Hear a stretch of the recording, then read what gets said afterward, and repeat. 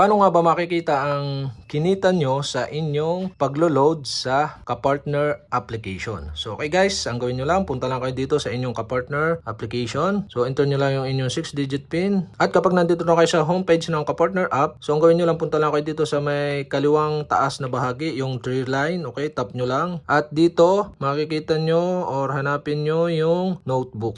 At dito sa notebook, makikita nyo dyan yung benta at kita. Tap nyo lang yan. Ayan, makita natin yung daily. Nakita natin yan, yung daily. So, iisa pa yung nag-load sa atin. So, dito makita nyo kung anong oras, kung magkano yung binenta, saka yung kita. Yan, makikita nyo dito. So, pwede nyo makita yung mga previous na binenta nyo. Tap nyo lang dito sa taas yung monthly. Yan, makita nyo monthly yung inyong niload. So, makita dyan yung day, benta at kita. Yan, may total din sa baba. Yan, makita nyo. Tapos, dito naman, pwede nyo ring via graph, bar graph. Yan, tap nyo lang bar graph. Yan, makikita nyo. So, dito naman sa taas, pwede ring year. Yung kita nyo yearly, yan. So, medyo bago pa tayo. Start pa lang tayo ng September, October, yan. Saka yung total. So, ito yung monthly. Yan. Guys, ganun lang kadali makita ang kita nyo sa inyong kapartner app or retailer SIM na ginagamit nyo paglo-load. Yan. Guys, ganun lang kadali makita. So, sana nakatulong itong video na to. At kapag hindi ko pa kayo subscriber, mag-subscribe lang kayo sa aking YouTube channel. Click nyo lang ang subscribe button at ang bell para updated kayo sa mga tutorial like this. Okay? Thanks for watching.